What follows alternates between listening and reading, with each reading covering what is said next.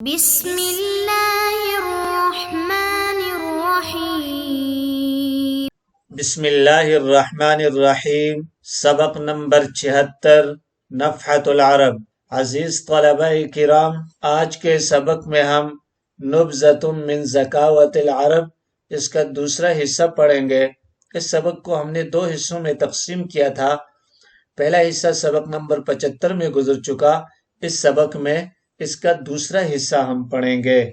فقال یا مولایا، یعنی امرؤ القیس نے غلام سے یہ کہا تھا کہ فصدقنی، مجھے سچ سچ بتاؤ یہ کیا قضیہ ہے، تم نے کیا کیا تھا کہ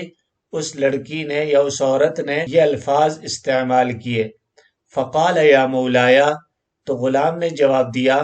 اور غلام نے کہا یا مولایا، اے میرے آقا، انی نزلت بماء من میاہ العرب فاسألونی عن نسبی فاخبرتهم انی ابن عمک، میں عربوں کے ایک چشمے کے پاس فروکش ہوا، پڑاؤ ڈالا، فسألونی عن نسبی، انہوں نے مجھ سے میرا نسب معلوم کیا، فاخبرتهم، تو میں نے انہیں بتلایا، انی ابن عمک، کہ میں آپ کا چچا زاد ہوں،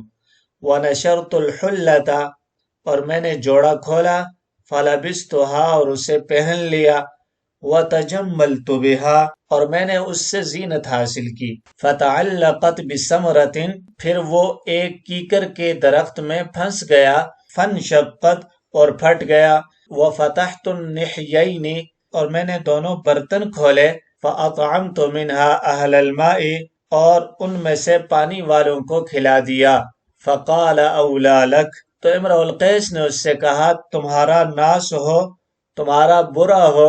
تم نے یہ کیا کر دیا۔ ثم ساق 100 من الابل وخرج، پھر امرؤ القیس 100 اونٹوں کو ہانک کر نکلا، ومعه الغلام لسقی الابل،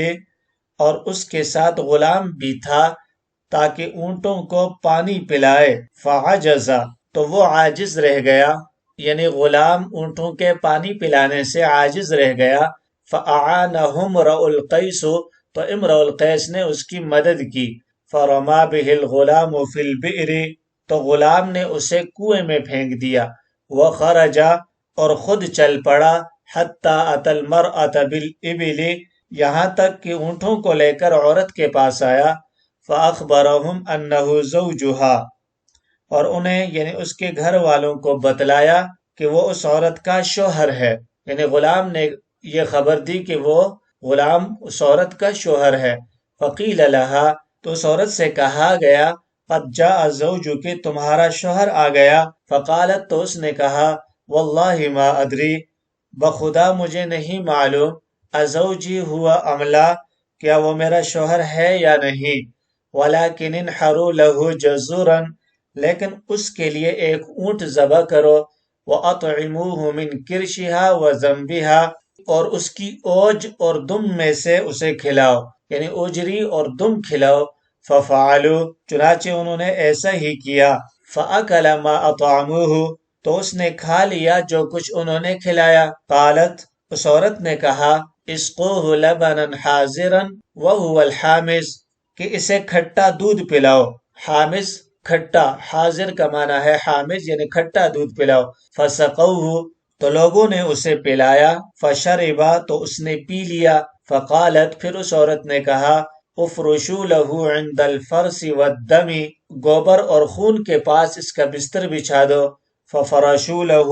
چنانچہ انہوں نے اس کے لیے بستر بچھا دیا، فنام، اور وہ سو گیا، فلما اصبحت، جب صبح ہوئی، ارسلت الیہ، تو اس عورت نے اس کے پاس پیغام بھیجا، اريد ان اسألك عن ثلاث، میں تم سے 3 چیزیں معلوم کرنا چاہتی ہوں، قال سلی عما بدا لك، اس نے کہا پوچھ لے جو تیرے سامنے ظاہر ہو، یعنی جو کچھ پوچھنا چاہتی ہو پوچھ لو، فقالت، تو اس عورت نے کہا لم تختلج شفتاک، تیرے دونوں ہونٹ حرکت کیوں کر رہے ہیں، قال، تو اس نے کہا من تقبیلی ایاک، تجھے بوسہ لینے کی خاطر، قالت، تو اس عورت نے کہا لم تختلج فحذاک، تیری دونوں رانیں کیوں متحرک ہیں، قال لتورکی ایاک، اس نے کہا تجھ پر چڑھنے کی خاطر۔ قالت تو اس عورت نے کہا فَلِمَ يَخْتَلِجُ كَشْحَاكَ کہ تیرے دونوں پہلو مضطرب کیوں ہیں؟ قال لِالْتِزَامِ إِيَّاكَ تو اس نے کہا تجھ سے چمٹنے کی خاطر۔ قالت عورت نے کہا علیکم العبد غلام کو پکڑ لو، گرفتار کر لو، فشدوا ایدیکم بہ اور اپنے ہاتھوں سے اسے مضبوط باندھ دو، ففعلوا چنانچہ انہوں نے ایسا ہی کیا۔ قال راوی کا بیان ہے، راوی کہتے ہیں ومر قوم کچھ لوگوں کا گزر ہوا اس کنویں کے پاس سے جس میں امرؤ القیس کو پھینکا گیا تھا، فاستخرجوا امرأ القیس من البئر تو ان لوگوں نے امرؤ القیس کو کنویں سے نکالا، فرجع الی حیہ پھر وہ لوٹ کر اپنے محلے آیا، واستاق مئة من الابل اور 100 اونٹوں کو ہانک کر چلا، واقبل الی امرأتہ اور اپنی بیوی کے پاس آیا، فقیل لہا تو اس عورت سے کہا گیا قد جاء زوجک تیرا شوہر آ گیا ہے، فقالت تو اس عورت نے کہا واللہ اللہ کی قسم ما ادری ازوجی ہوا ام لا میں نہیں جانتی کہ وہ میرا شوہر ہے یا نہیں، ولیکن انحروا لہ جزورا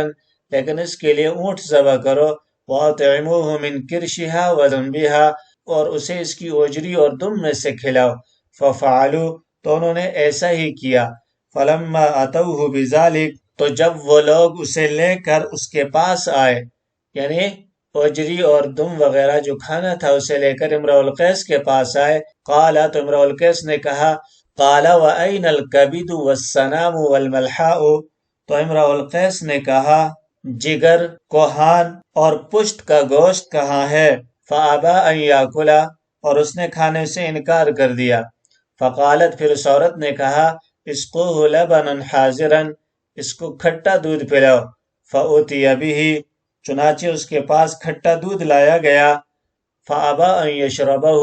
تو اس نے پینے سے انکار کر دیا، وقال أين الصریف والرسیئۃ اور کہا کہ کہاں ہے تازہ دوہا ہوا دودھ اور دہی، فقالت افرشوا له عند الفرس والدم پھر اس عورت نے کہا اس کے لیے گوبر اور خون کے پاس بستر بچھا دو، ففرشوا له چنانچہ لوگوں نے اس کے لیے بستر لگا دیا، فأبى أن ينام تو اس نے وہاں سونے سے انکار کر دیا، وقال اور کہا افرشوا لی فوق الطلعۃ الحمراء میرے لیے سرخ ٹیلے کے اوپر بستر بچھا دو، واضربوا علیہا خباء اور اس پر خیمہ لگا دو، ثم ارسلت اور پھر اس عورت نے پیغام بھیجا ہلم شریطتی علیک فی المسائل الثلاث میری وہ شرط پوری کرو جو تمہارے ذمہ ہے 3 مسائل میں، فارسل الیہا تو امرؤ القیس نے اس کے پاس پیغام بھیجا سلینی عما شئت مجھ سے پوچھ لے جو تو چاہے، فقالت اس عورت نے وہی سوال کیا لم تختلج شفتاک تیرے دونوں ہونٹ کیوں حرکت کر رہے ہیں، قال لشرب المشعشعات تو امرؤ القیس نے کہا پانی ملی شراب پینے کے لیے، قالت فلم یختلج کشحاک اس نے دوسرا سوال کیا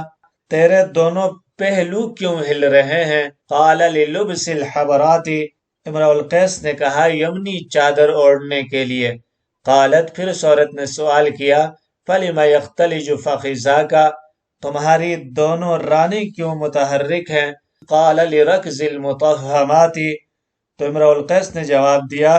توانا اور فربا گھوڑوں کو ایڑ لگانے کے لیے، قالت عورت نے کہا ھذا زوجی لعمری میری زندگی کی قسم یہ میرا شوہر ہے، فعلیکم بہ سو تم اسے لازم پکڑ لو، وقتلوا العبد اور غلام کو قتل کر دو، فقتلوہ تو چنانچہ لوگوں نے اسے قتل کر دیا، ودخل امرؤ القیس بالجاریۃ اور امرؤ القیس اس لڑکی سے ہم صحبت ہوا، قال ابن حبیرہ ابن حبیرہ نے کہا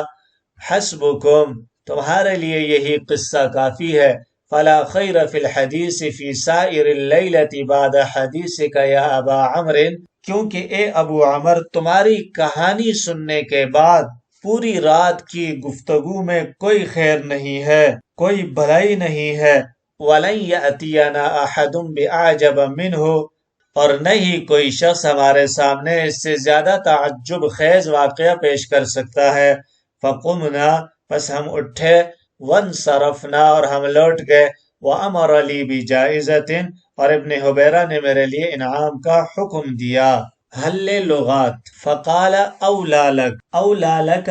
یہ کلمہ ویل لک کی جگہ استعمال ہوتا ہے۔ جہاں پہ ویل لک تمہارے لیے ہلاکت ہو، تمہارا ناس ہو، تو اس کی جگہ اولا لک کا لفظ بھی استعمال ہوتا ہے۔ جزورن، جزورن اس کی جمع جزرن آتی ہے اونٹ۔ کرشہا، کرشن اس کی جمع کروشن آتی ہے اوجڑی، یعنی جگالی کرنے والے جانوروں کی اوجڑی۔ زنبہا، زنبن اس کی جمع ازنابن آتی ہے دم۔ حاضرن کھٹا دودھ یعنی حامز، حاضر کا معنی حامز ہے یعنی کھٹا دودھ۔ حضر یحضر حضرن حضورن، اللبن صلہ ہو تو اس کا معنی ہوتا ہے کھٹا ہونا، اور صفت کا صیغہ حاضر۔ فرسن اس کی جمع فروسن آتی ہے گوبر، اور جب تک اوجڑی کے اندر رہتا ہے اس کے لیے فرس کا لفظ استعمال ہوتا ہے۔ لما تختلج، اختلج یختلج اختلاجن، اس کا معنی ہوتا ہے مضطرب ہونا، حرکت کرنا۔ شفتا کا، شفتن اس کی جمع شفاتن آتی ہے ہونٹ۔ فخذا کا، فخذن اس کی جمع افخاذن آتی ہے ران۔ لتورکی، تورک یتورک تورکن باب تفعل سے ہے، اس کا مطلب ہوتا ہے سرین پر سہارا لینا۔ کشحا کا، کشحن پہلو کو کہتے ہیں، اس کی جمع کشوحن آتی ہے۔ وستاقا، استاق یستاق استیاقن ہانکنا، کھینچنا۔ ساقا یسوق سوقن، اس کا معنی بھی ہانکنا آتا ہے۔ کبد اس کی جمع اکبادن آتی ہے جگر۔ سنام، سنام کی جمع اسنمتن آتی ہے کوہان۔ ملحا، ملحا کہتے ہیں کوہان کے نیچے کا گوشت، پشت کا گوشت یعنی کندھے سے لے کے سرین تک کا گوشت، اس کے لیے ملحا کا لفظ استعمال ہوتا ہے۔ الصریف، دوہا ہوا گرم دودھ، تازہ دودھ۔ صرف الشراب یصرف صرفن، خالص شراب پینا۔ الرسیعۃ، میٹھا ملا ہوا ترش دودھ یعنی دہی۔ رسع یرسع رساءن، دودھ کا دہی بنانا۔ طلعتن اس کی جمع طلعاتن آتی ہے بلند زمین، ٹیلا۔ خباءن اس کی جمع اخبیتن آتی ہے خیمہ۔ المشعشعات، مشعشعات اس کی واحد مشعشعات آتی ہے پانی ملی ہوئی شراب۔ شعشع الشراب شعشعتن، بافا علالہ سے پانی ملانا۔ الخبرات یہ خبرتن کی جمع ہے، ایک خاص قسم کی یمنی سیاہ چادر ہے جس کو عام طور پر مصری عورتیں باہر جاتے وقت اوڑھتی ہیں۔ لرکزی، رکز یرکز رکزن ایڑ لگانا۔ مطہمات یہ مطہمتن کی جمع ہے، موٹا تازہ قوی گھوڑا، گھوڑی کی صفات میں ذکر کیا جاتا ہے۔ من تقبیلی ایاکے، یہ من حرف جار ہے اور آگے اس کا مجرور ہے، جار مجرور۔ یختلجو فعل محذوف سے متعلق ہے۔ ہلم شریطتی علیکا، ہلم اسم فعل بمعنی امر حاضر، اور شریطتی یہ مفعول واقع ہے۔ وضاحت، اس سبق کے اندر عربوں کی ذہانت کو بیان کیا گیا ہے کہ عربوں کی ذہانت و فطانت بہت قدیم اور مشہور ہے، اور اس سبق کے اندر جو کچھ بھی بیان ہوا ہے یہ نبذۃ من ذکاوت العرب، عرب کی ذہانت کا ایک ہلکا سا نمونہ ہے، ورنہ بے شمار مثالیں ہیں جن سے ان کی ذہانت کا پتہ چلتا ہے۔ ان کی ذہانت کا ایک واقعہ یہ ہے کہ ایک شخص کو اس کے دشمنوں نے قتل کرنا چاہا تو اس نے کہا ٹھیک ہے مجھے قتل کر دو مگر یہ پرچہ میرے گھر پہنچا دینا، اور اس نے اس پرچے میں اپنے بیٹیوں کو اپنے قتل کی خبر دیتے ہوئے لکھ دیا، یا بنتا یا قد قتل والداکما۔ قتل کرنے کے بعد وہ دونوں قاتل اس مقتول کا پیغام لے کر اس کے گھر گئے، دستک دی تو اس کی لڑکی باہر آئی، اس نے وہ پرچہ لڑکی کو پیش کیا، لڑکی نے اسے پڑھا اور اپنی ذہانت و فطانت سے اس میں دوسرا مصرع لگایا اور پورا شعر اس طرح بنا دیا، یا بنتا یا قد قتل والداکما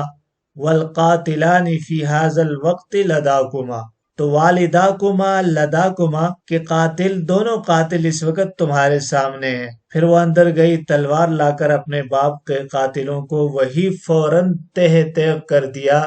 قتل کر دیا۔